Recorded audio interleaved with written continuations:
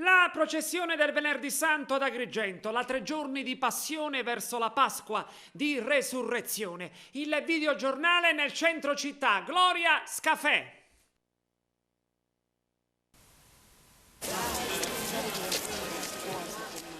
Il Venerdì Santo ci immerge nel vivo dei riti che precedono la Pasqua. Il rito della commemorazione della Passione di Cristo, come ogni anno, ha visto migliaia di fedeli sfilare in processione. Un clima incerto, un sole che si alterna a sprazzi di pioggia, accompagna lo stato d'animo dei presenti in marcia immersi in preghiera. Il dolore del Cristo appassionato si coniuga col dolore che ciascuno nel corso della processione ha offerto in fede.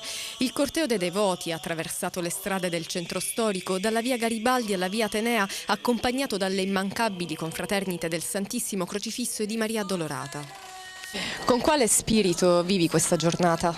È uno spirito di passione, perché è una giornata particolare per noi della confraternita, però è una giornata proprio di passione, con la processione, tutto il simulacro che praticamente rappresenta proprio il giorno di passione, che è il Venerdì Santo.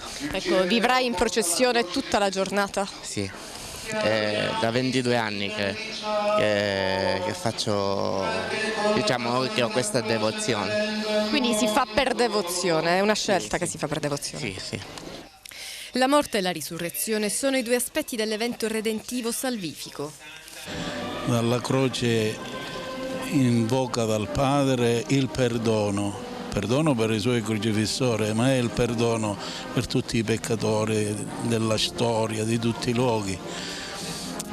E ha questo valore la passione e la morte di Gesù, perché poi Gesù è risorto, e quindi morte e risurrezione sono i due aspetti dello stesso evento redentivo salvifico. Noi, partecipando a queste celebrazioni del Venerdì Santo e poi della veglia pasquale, vogliamo noi partecipare al mistero della salvezza e testimoniare al prossimo che Gesù è sul serio l'unico Salvatore del mondo.